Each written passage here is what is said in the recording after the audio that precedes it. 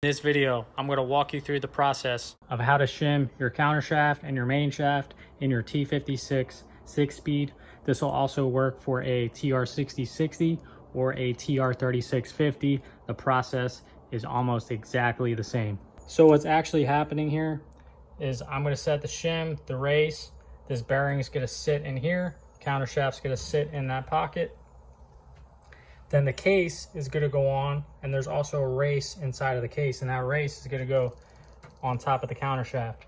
So what I am measuring is the play between the bearings and the races while it's sitting in the case. I'll leave a T56 manual below with all the specifications.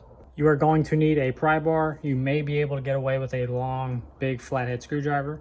This is for prying up the shafts while they're in the case to check your end play. You'll also need a dial indicator in order to read the end play. Check the description below for all the tools and the parts I use in this video. You'll need some shims, a couple bolts, your bearing races. Let's get started. If you guys want to skip ahead and get to the install, I'll leave the timestamp right here. I just want to show you a couple tips from my experience doing these transmissions on a couple things to check and what you might run into. Now, whenever you have your transmission apart, this is a good process, and it's always good to check your end play. Especially when you're installing new bearings, you most likely will have to change your shim. And if you happen to get lucky to reuse your factory shim, you may want to check it out and make sure it's good to begin with. And I'll show you what I'm talking about.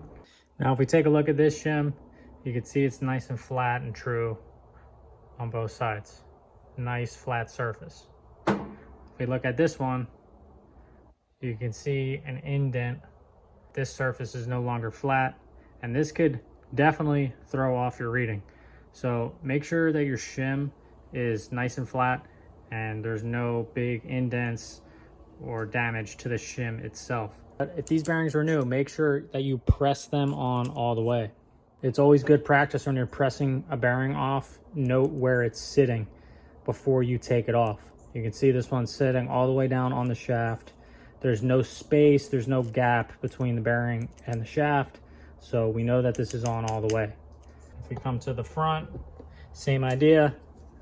You can see the bearing is contacting the base of the shaft, and it's on all the way. In the input shaft, you can see the bearing is all the way down, and it's contacting the base of the input. This is just something to always check to avoid any problems, avoid inaccuracies in your shimming.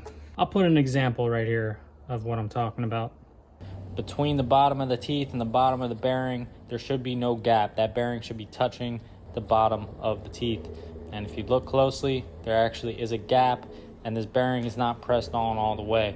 This is no gap, and that's what it looks like with the gap. It's very minimal. We're talking a couple thousandths here, but that can definitely cause you some issues. It's also important to keep where your shim sits very, very clean, spotless. Any dirt, sand, debris that shouldn't be in there, you put your shim on top, it can throw off your reading. Make sure that is extra clean in there. So if you have new bearings, usually you can start with the old shims, but it may be in your best interest and less time consuming to just put your bearing races in without the shims in order to find your end play. Because with your factory shims and your new bearings, you may have some preload on your countershaft or main shaft. And you may have to take the case on and off a few times and change your shim until you find zero. So what I'm trying to say is, without any shims in here, you're definitely going to have some end play in your bearings. And from that reading, if it's 20 thousandths, you find a 20 thousandth shim, you know you'll be at zero, done. So this is my little service cart. This is what I build all my transmissions on. Now with a Corvette T56, it's definitely handy because the input shaft comes out of the front of the case, and in order to get this thing to sit on my table in a workable height, I drilled a little hole and the input shaft just goes right in there. I could stack some wood to raise it up high enough to get my hand or my pry bar under there. Also with like a 3650 or a 6060, you need to have the bell housing on because it's integrated with the case. So same thing, you got to stack some wood in order to get your hand or your pry bar under there to check the end play. Now, depending on what model T56 you have, you may or may not have this on the front. I'm going to take this off and I'll show you what it's looking like. That exposes the counter shaft. And you need to find something that will fit in this hole. I take a lug nut with a bolt, and that fits pretty well in there. You can stand this back up, either get your hand under there or a pry bar right on the top of the head of the bolt. The races are going in, a little bit of oil on them.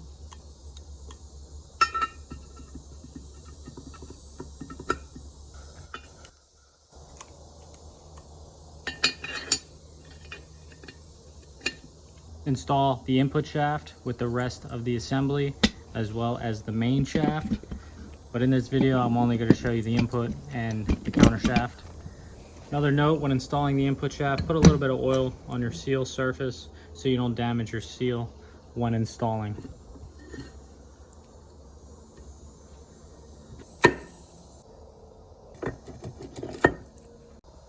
Now it also may be easier for you to just check the counter shaft first, put the case on, check your end play, take it off, and then put your main shaft in, check that. Do them separately, it may be easier.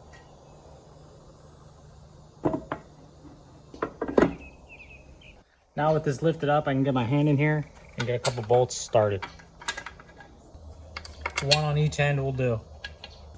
No need to torque them to spec, just make sure they're snug. I'm gonna set up the dial indicator. This part can be kind of tricky to get this thing set up right so you have everything in place so you can get an accurate reading. This is kind of a fumble and I kind of struggle with this part, but I'll show you what I do. The dial indicator will come with a bunch of different tips on it, and you want to use the longest tip. That'll help you get down inside of the case. Now what's great about this tool is it's magnetic, but the problem with that is this whole case is aluminum. So you may have to take a clamp like I do, just clamped it to the case and got my indicator set up with the arm going down onto the counter shaft. It's important that this doesn't move. You want this to be solid. The only thing that should be moving is the dial indicator. I also like to tug up on the dial indicator and make sure that it's free and it's not getting hung up on anything. Make sure that tip is tight. They do like to work loose and it can throw off your reading. Now you don't have to set this at 0. If it's at like 70 and you move the shaft and it goes to 80, that means you have 10 thousandths of end play. And it doesn't necessarily have to go from 0 to 10. So this is where my little tool comes into play, and we'll go back down to the bottom side. All right, like I showed you before, we're gonna insert this into the counter shaft hole.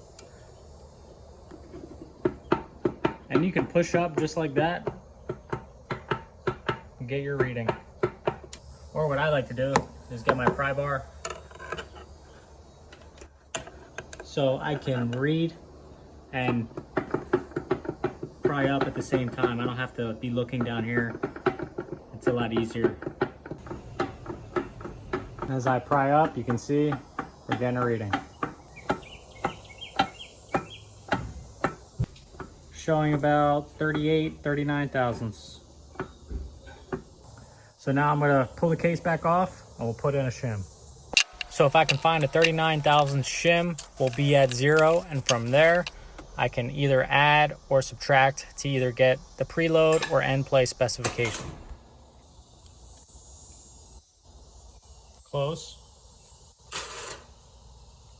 Too thin. Too thin. 44, too thick. These two might work. 44. That might be the winner. Now the specifications for the counter shaft on a T56 is 0 to 2 thousandths preload. So after we find 0, we have to add 1 to 2 thousandths of tighter shim to the counter shaft. And the main shaft on a T56 calls for 0 to 2 thousandths end play. So this is why it's important to find 0, because from 0 I can either add preload or I can add end play. What you want to avoid is adding too much preload or too much end play. All right, everything's set back up. I got my bolts in, snug down. I'm gonna take a reading. So that needle is barely moving. It's about 0.5 thousandths. So I am very confident I am at 0. So from here, I can change the shim to either a 40 or a 41 and will be preloaded in spec.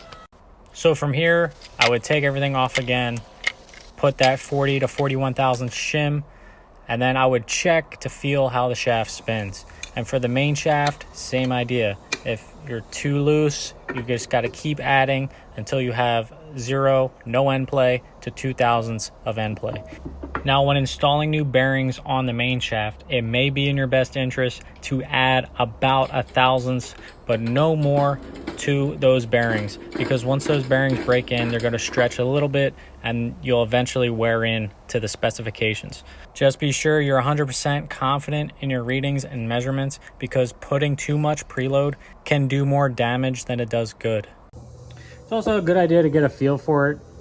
You know, you can spin the shaft, make sure there's no binding, everything's smooth. Do you have like a rough spot in it? It's usually something's out of place, something's not pressed in all the way, either the bearing or the race isn't sitting down all the way, or it's just too tight.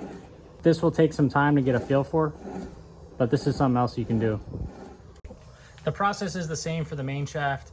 The only thing is, it may be easier to get your dial indicator set up because it will most likely be above this. But also, when you find something to pry up, either like a snap ring groove, you can get in there and pry the shaft. Just be really gentle not to mess up that groove. And I always like to put a towel or something on the edge of the transmission so I don't destroy the mating surfaces on the aluminum. Also take note, with any synchro assembly, the key slots must line up with the hub. We're lining up these slots on the hub.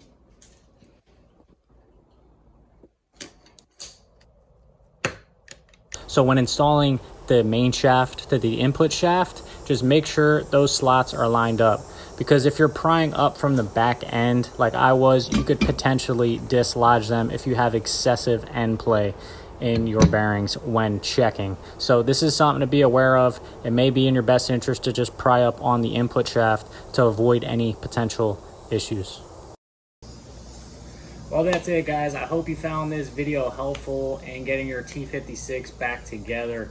If you guys want more help reassembling your T56 or just any Tremec, Borg Warner 5 or 6 speed, head over to my channel. I got a bunch of videos. I'll be making more to come on just simple how-to stuff, little tips and tricks here and there to help you get your transmission back together.